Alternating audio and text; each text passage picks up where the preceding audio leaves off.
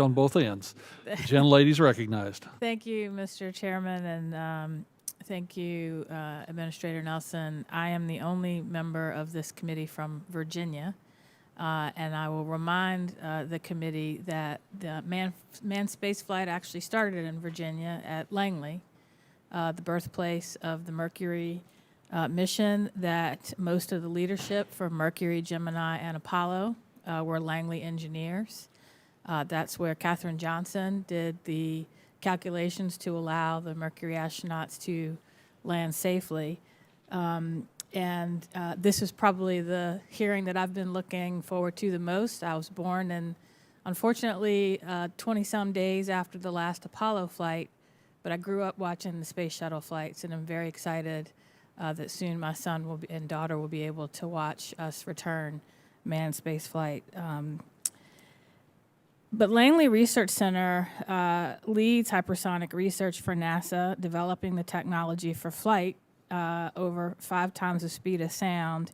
And this is an area of national importance where NASA has valuable expertise and facilities to contribute. And Administrator Nelson, can you discuss NASA's role in hypersonics research and development and how the budget request supports your goals? Yes, ma'am. We are a science research organization, and as such, we are also an aeronautics organization. That's the first A in NASA. And as a result, we are interested in things going faster in the air, and hypersonics is that. Biggest part of the contracts on hypersonics are in the Department of Defense.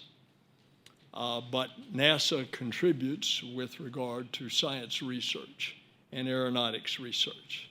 So that's how we're involved. Thank you. I was also excited to see that NASA recently launched the Tropospheric Emission Monitoring of Pollution instrument, which Langley Research Center was involved in developing.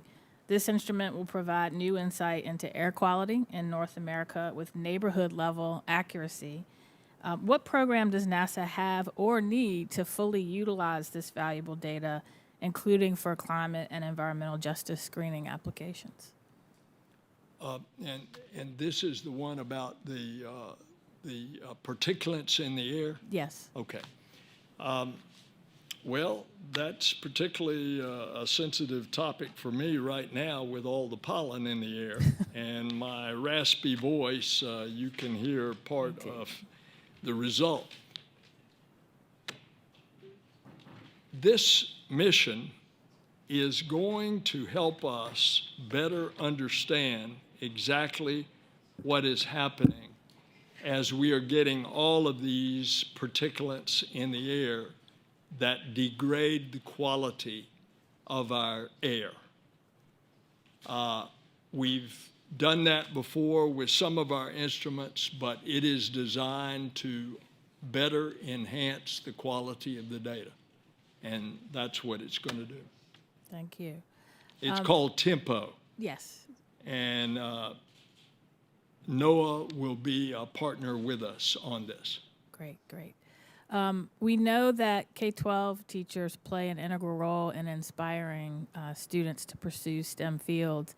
Can you talk about some of NASA's initiatives to support educators in developing and engaging STEM curriculum for their students?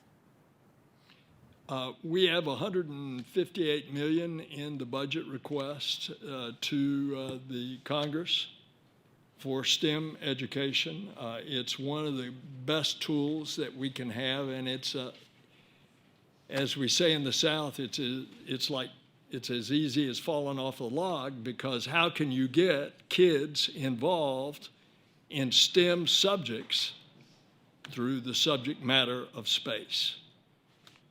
Science, technology, engineering, and mathematics. It is a natural fit. And we utilize our astronauts in their off time to go into schools and talk to kids about this. Needless to say, as you would expect, they're pretty well received when they go in. Well, Mr. Chairman, I would say if I could get an astronaut to come with me to my son's school, I would get a lot of cool points. So with that, I will yield back my time. Gentlelady yields back.